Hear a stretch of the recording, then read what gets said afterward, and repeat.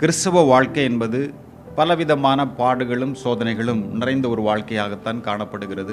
அநேக ஆசீர்வாதமான வாக்குத்தத்த போதனைகள் பெருகி காணப்பட்டிருந்தாலும் நடைமுறை அனுபவத்தை நாம் கவனித்து பார்க்கிற நேரத்தில் தனிப்பட்ட வாழ்க்கையாக இருந்தாலும் சரி, குடும்பமாக இருந்தாலும் சரி, வேலை ஸ்தலங்களில் நாம் வாழ்ந்து கொண்டிருந்தாலும் சரி, வாழ்க்கையில அநேக சோதனைகள், அநேக பாடுகள், கண்ணீர், கவலைகள், அநேக வலிகளோடு தான் மனிதன் வாழ வேண்டியது இருக்கிறது. அது துன்மார்க்கனுக்கு மட்டுமல்ல, சன்மார்க்கருக்கு, தேவனை அறிந்து கொண்டு தேவனோடு ஐக்கியமாக வாழ்கிறவர்களுக்கும் இந்த வலிகள் இருக்கத்தான் செய்கிறது. ஆனால் இவைகளின் ஊடே நாம் வெற்றியாகவும் மகிழ்ச்சியாகவும் சந்தோஷமாகவும் நாம் வாழ வேண்டுமானால் நாம் தேவனுடைய சார்பை கொண்டவர்களாக நாம் வாழ வேண்டும். வேதத்திலே அன்னாள் என்கிற ஒரு ஸ்ரீயை நாம் பார்க்கிறோம். பெனினாள் என்கிற ஒரு ஸ்ரீ அதிகமாக அன்னாளை வேதனைப்படுத்தி கொண்டிருந்தாள். குறை சொல்லி குற்றப்படுத்தி மன வேதனை உண்டாக்கும்படியாக. அவர்கள் பக்தி உள்ளவர்கள், தேவனுக்கு பயந்து வாழக்கூடியவர்கள். அவருடைய அன்னாளுடைய கணவர் எல்கானா அநேக காரியங்களில் அவருக்கு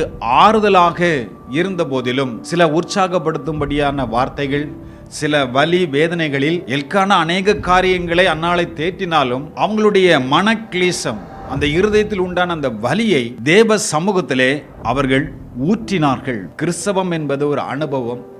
இதை நாம் அனுபவிக்க வேண்டும். நான் உங்களுக்கு பிரசங்கிக்கிறேன் என்றால் இது ஒரு அனுபவம். இந்த வலி எதுவோ அதை நேரடியாக தேவனுடைய சமூகத்திலே ஊற்றி விடுகிற நேரத்தில் ஒரு தெய்வீக அமைதி, ஒரு சமாதானத்தையும் அந்த இருதயத்திற்கு தேவன் கொடுக்கிறார். அதுதான் அப்போஸ்தலனாகிய பவுல் சிறையில் இருந்து சொல்லுகிற நேரத்தில் பிலிப்பியர் 4ஆம் அதிகாரத்தில் 6-7 வசனங்களை வாசிக்கும் போது, ஒன்றை குறித்து நீ என்ன செய்யாத, கவலைப்படாத. அது இது எதை நினைச்சு கவலைப்படாத, எல்லாத்தையும் நினைத்திரமா சரி ஸ்தோத்திரம் விண்ணப்பங்களோடு தேவனுக்கு நீங்க தெரியப்படுத்துங்க.